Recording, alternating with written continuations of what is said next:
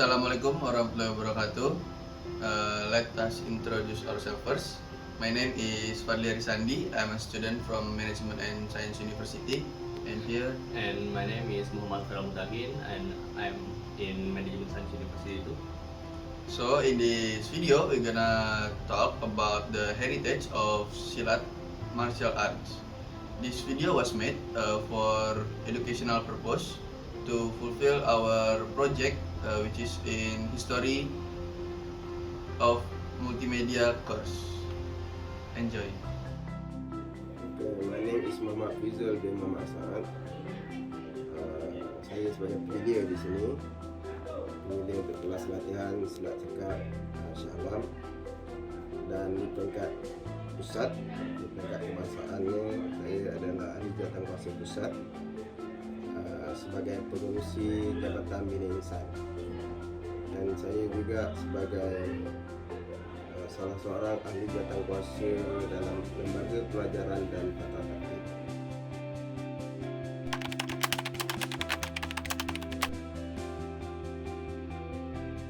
Jadi silat definition dia banyak, tapi untuk silat cekak, silat itu adalah merupakan pergerakan dua kaki dan dua tangan berserta dengan satu akal fikiran yang sihat. Silat maknanya dia bergerak pergerakan dua kaki dan dua tangan berserta dengan akal. Jadi simple je, kita punya explanation tu macam tu. Semua orang explanation lain tu kita tak tahulah, tapi dalam konsep silat cekak yang guru kita bagi tahu, dia punya explanation berkaitan dengan definisi silat tu macam tu. Pergerakan dua kaki dan dua tangan berserta dengan akal fikiran yang sihat.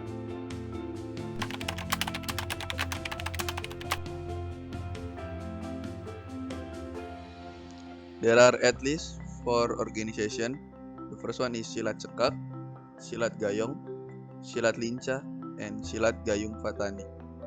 All these organization was registered under Persekutuan Silat Kebangsaan Malaysia or Pesaka.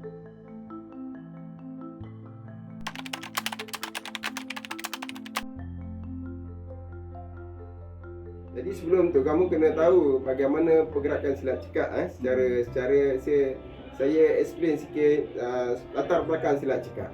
Cuma saya nak bagi tahu bahawa silat cekak ni asal daripada utara tanah air, iaitu negeri Kedah, dan dia pernah diamalkan dalam istana negeri Kedah yang dibawa oleh Parlimen Kanan Kerajaan Negeri Kedah. Maknanya pakaian silat cekak ni adalah pakaian Parlimen, bukan pakaian orang biasa seperti kita.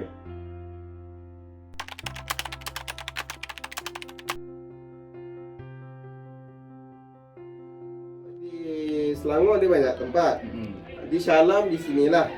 Okey, contohnya ni kita ada kelas di Hulu Jam. Di Hulu Jam pun ada, Selangor juga. Kemudian di Kuang pun Selangor juga ada. Di Bukit Beruntung pun ada juga. Jadi sebenarnya silat cekak cover satu Malaysia.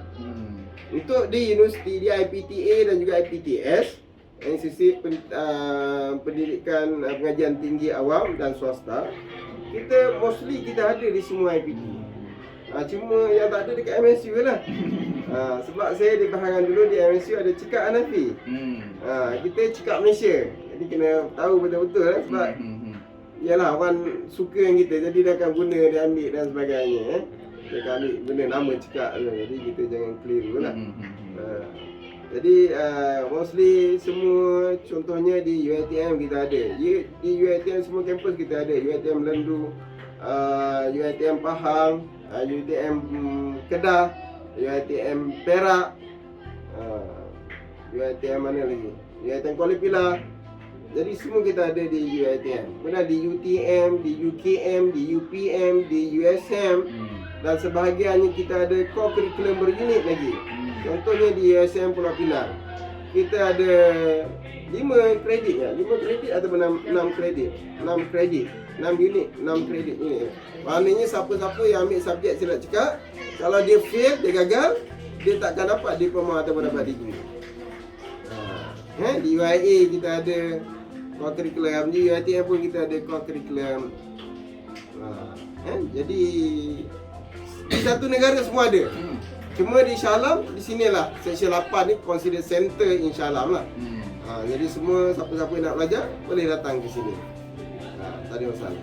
Sampai ada momen kita belum berminat lagi untuk buka di sana. Tetapi untuk international school kita ada penetrate di UIA. Universiti di IIUM, International Islamic School, International Islamic University di UIA Gombak sana. Sana ada melibatkan student antarabangsa yang belajar di UIA dalam tu. Termasuklah daripada Bangladesh, Muslim lah, daripada Syria, daripada Yaman, merata. Worldwide kita penetrate yang cara macam tu. Kita tak pergi ke tempat dia orang. Jadi kat sini ada peluang kita buat cara macam tu. Sebab kita bukan tak nak pergi luar, sebab kita tak ada kemampuan lagi nak pergi sampai keluar. So setakat ni kita fokus dalam negara kita dahulu. Sebab dalam negara kita pun masih banyak lagi tempat yang kita belum explore untuk buka kelas-kelas latihan.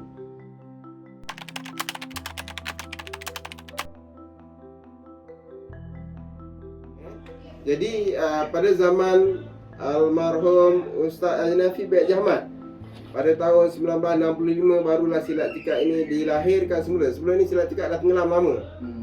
Dah tenggelam lama. Jadi daripada Parlimen Ismail ke Parlimen Tok Rashid, Parlimen Tok Rashid kepada Yahya Said kepada Ustaz Hanafi pun situ pun dah 40 tahun. Lama silat tikar terpendam. Bila Yahya Said jumpa dengan Ustaz Hanafi ni, barulah Ustaz Hanafi kembangkan silat cikak ini dan lahirkan semula silat cikak ini dan daftarkan silat cikak ini secara rasmi pada tahun 1965. Jadi sejarah tu nanti ada kat depan, you boleh ambil gambar apa semua kat situ dan you boleh buat nota untuk kamu lah. Depan tu semua komplit silat cikak daripada awal sampai habis. Okey, secara ringkasnya kan.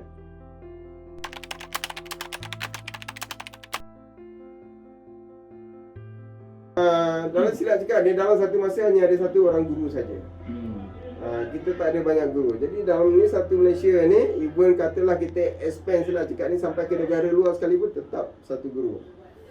Lepas satu guru ke satu guru. Bila seorang meninggal barulah naik guru yang baru. Tapi pada tahun 1965 silat cikak ni Ustaz Hanafi buat balik dan registerkan balik secara sah. Jadi kita adalah logo persatuan dan sebagainya, surat pendaftaran dan sebagainya. Kemudian Ustaz Hanafi meninggal pada tahun 1986, 13 Ogos 1986. Selama 23 tahun mewak silat cikak ni.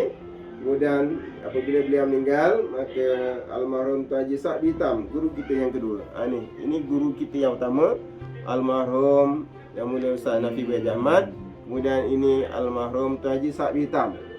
Bila daripada lepas yang ni meninggal, yang pertama pergi yang kedua. Bila yang kedua ni meninggal, sekarang ni sang guru kita yang ketiga. Secara rasminya yang ni lah.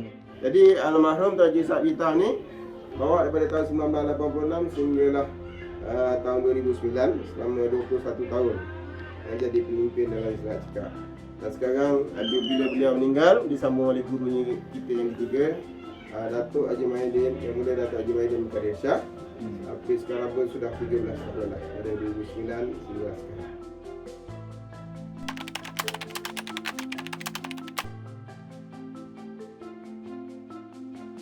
Yalah, bagi kita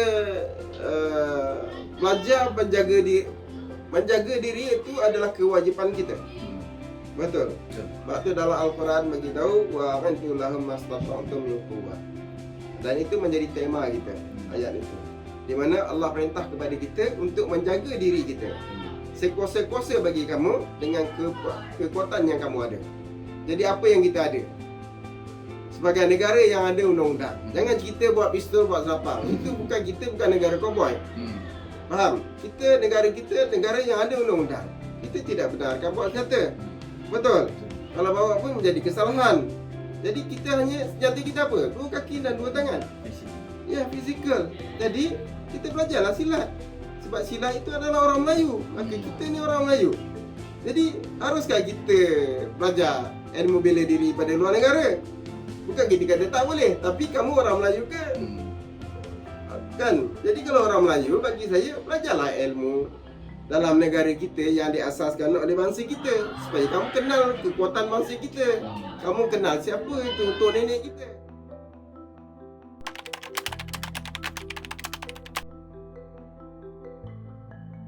Jadi silat cekak ni, silat cekak tidak sama dengan ilmu bela diri yang lain.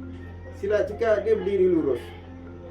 Silat cekak dia berdiri lurus. Sama ada dia hendak menyerang ataupun menunggu serang, dia berdiri lurus. Kalau silat lain dia ada bunga dan sebagainya, kita tidak ada.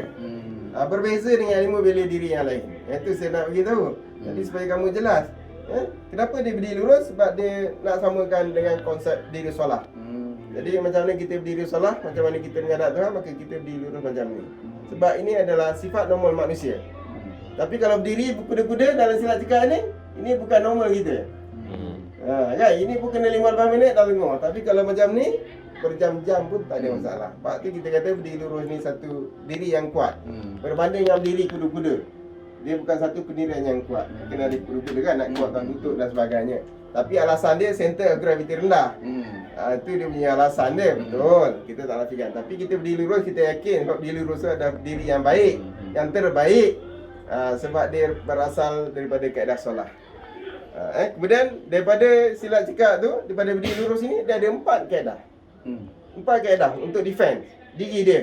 Daripada kepala sampai kaki. Jadi kaedah yang pertama kita panggil dia kaedah doa. Ini kaedah doa. Yang dinamakan kaedah A. Nampak? Jadi bila musuh serang, kita tangkis. Kita tangkis. Jadi kita tak boleh bergerak. Tangan saja yang bergerak. Okey. Kaedah yang kedua, kaedah B, berasal daripada kaedah Qiyam. Kaedah B. Ni kaedah B. Sama juga untuk tangkis serangan di bahagian dada. Okey, mana bahagian dada sampai ke pusat ni, kita ada protection. Kemudian kaedah C. Kaedah C adalah daripada kaedah rokok. Tapi kita tak perlu rokok lah, kita bukan nak solat. Tapi kita ambil kaedah tu saja. Dia berdiri lurus macam ni, tangan kita lurus macam ni. Bila dia serang kita di bahagian pertama, kita tangkis guna kaedah C. Ini kaedah C. Jadi lepas tak serangan daripada badan kita. Jadi logik ni kat situ. Kemudian bahagian muka. Bahagian muka kita, nak serang kita. Jadi kita boleh gunakan kaedah takbir. Ini semua daripada kaedah solat. Daripada 4 kaedah ni, barulah jadi buah pelajaran silat cekak. Buah pelajaran silat cekak ada 21 buah. Tak banyak, bukan berkata-kata buah, 21 buah aja. Jadi untuk kelas umum di sini, belajar 7 bulan, 8 bulan dah tamat. Tak perlu sampai bertahun-tahun. Jadi kita ada syllabus dia. Jadi silat cekak berdiri lurus dan tidak bergerak ke kiri ataupun ke kanan. Dan dia tidak ada kuda-kuda. Dan dia tidak ada tari bunga-bunga, muzik, gendang dan sebagainya. Kalau ada pun kita buat itu bukan pelajaran kita. Itu hanyalah sekadar untuk menyerikan majlis. Macam kita buat silat tari dalam majlis perkahwinan ataupun mana-mana perasmian, jemputan yang ada. Itu bukan silat cekak, cuma nak menyerikan kita belajarlah ambil silat tari orang lain itu. Tapi itu bukan pelajaran silat cekak. Dalam silat cekak yang tadi yang saya tunjukkan.